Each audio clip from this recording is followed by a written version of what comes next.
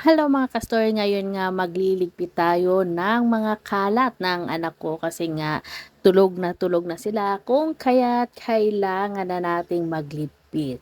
At syempre ayan yung lagayan niya, kailangan din natin magdahan-dahan kasi nga baka nga magising yung alaga natin, napakahirap na. Kayo mga mamshi, ganito din ba yung ginagawa nyo?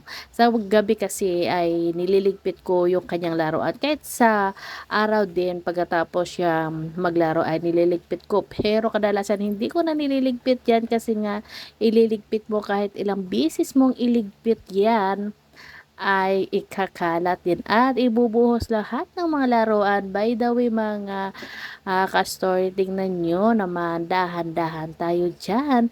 Pero hindi talaga maiwasan na magingay. Buti na lamang at hindi nga nagising yung alaga ko.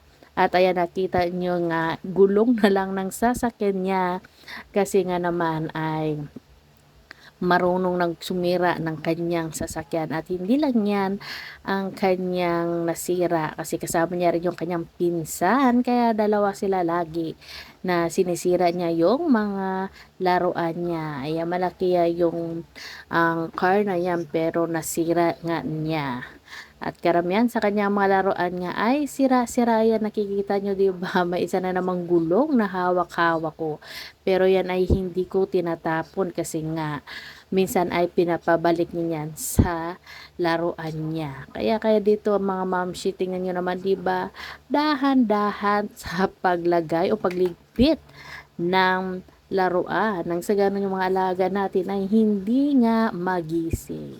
Basta ba mami talaga tayo ay kailangan natin na ganito yung gawain. Pag tulog na yung alaga natin, saka tayo mag-aayos ng bahay kasi nga kailangan din natin nabantayan lagi yung anak natin para nang sa gano'n naman ay iwas sa kuna or maaring mangyari kasi nga makulit na yung alaga natin kung kaya't kailangan dalang dubling pagbantay at pag-iingat kasi palaging nagtatalon-talon at nag-aakyat-akyat kung saan-saan. Kaya mga mamshi, enjoy na lang sa panonood ng pagliligpit ko.